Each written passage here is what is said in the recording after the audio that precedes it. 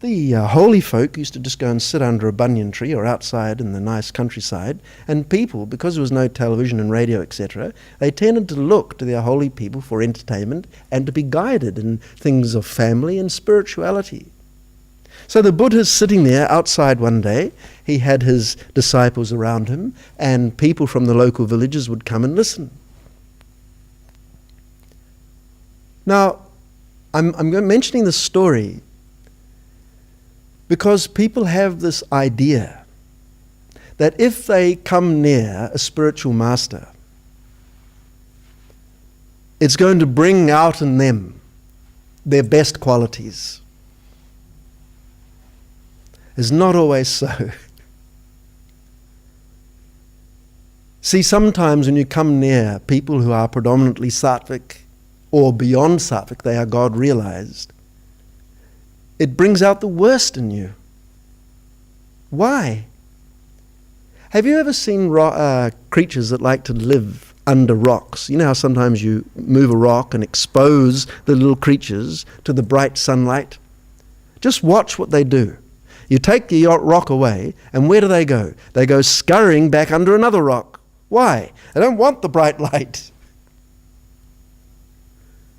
So here was the Buddha. He was sitting there giving a discourse on peacefulness, gentility, love, spirituality, sattva, in other words, white. This person came along who was tamas, dark. As he heard the Buddha speak, inside something snapped. For this person's life was one of violence and deprivation. And here's somebody sitting there talking about love, gentility, kindness, and this person couldn't take it. Couldn't take it. Leapt to his feet and looked at the Buddha and said, "Rubbish. What a lot of rubbish you're speaking." All the disciples, they loved their master. They looked to the master thinking, just give us the nod. Give us the nod and we'll grab this character and biff him into the river. See, their little sattva, in a twinkling of an eye, matched the tamas. All their piety, "Oh, kill this fellow, how dare he speak to our spiritual master like that?" And they became just like that man, just like that. See how quickly your gunas can change, by the way. But the Buddha just quietly indicated, be still. The man didn't see this. See, this is our human relationships here. Just listen and learn.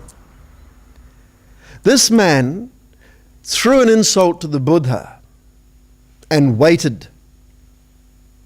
For what? A retort. What do you need a retort for? So I can inflame my anger even more. See, this is how it's supposed to go, in case you don't know. I insult you because I'm angry and grumpy. I insult you. You then get annoyed with me back. That then gives me permission to be even more insulting. So he said, "Buddha, this is rubbish, rubbish, rubbish. I never heard such nonsense." And he looked at the Buddha for a retort. And the Buddha just sat there with absolutely no change in his face at all. Said nothing. Oh. You know, it's like it's got to get a rise out of him. So he now started, he said, look, he started to get personal. Look, not only are you speaking nonsense, but look, why do you shave your head for? You look ridiculous. You got a big fat belly. When did you last have a bath? See, you got to do something to get an argument going. I mean, you can't have an argument without a partner, can you? It gets very boring. So he upped his rhetoric, got more and more insulting, more personal. What did the Buddha do?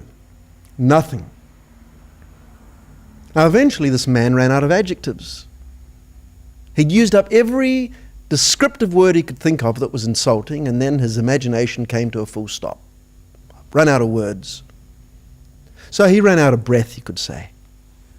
And when there was silence, and it was clear the man couldn't think of anything else to say, then finally the Buddha said,